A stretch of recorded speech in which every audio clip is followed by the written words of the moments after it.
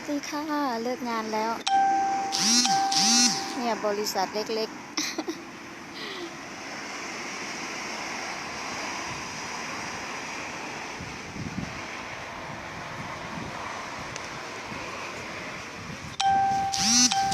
กลับบ้านค่ะ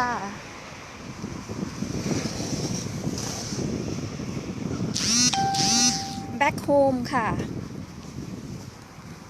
แบ็คโฮมเก๋เห็นนักเฮาเซชนไฟอาเบน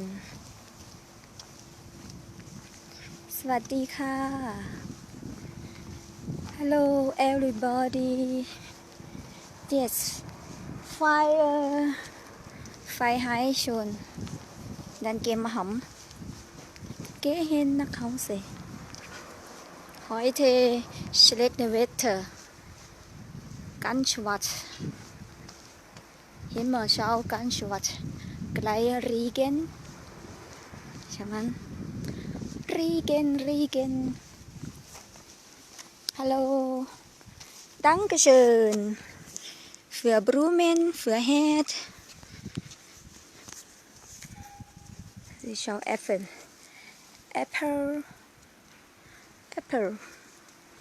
ต้นบักแอปเปิลของเพื่อนบ้านนะคะแอปเปิลกลับบ้านเรา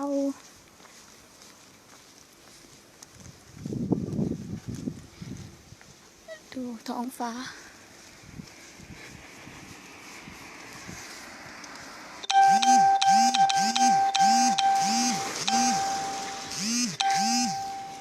สวัสดีค่ะอันนี้ก็บ้านตำรวจค่ะ House Police und ein Dog Name Perry eine Hund Name Perry Perry ist eine Mädchen Das ist meine Haus Farbe Orange Das ist meine Haus diese auch mein Haus drüber auch mein Haus Wir haben schon 2 gekauft Hause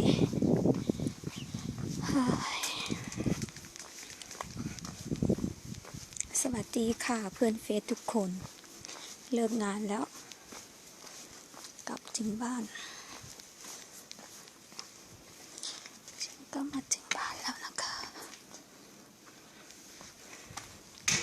ถึงบ้านแล้วค่ะสู่เฮาเซ่ฮับกิฟเอาเข็นเหรอมีห้องใต้ดินเลย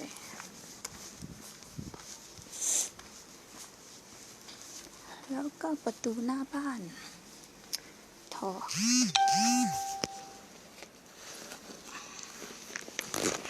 วันนี้จะไปอันสปักนะไปหาหมอก่อนไปตรว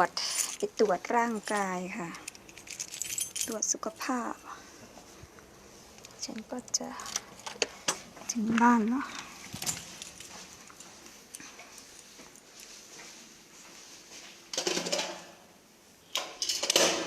ไม่มีแค่นี้แล้วนะบาย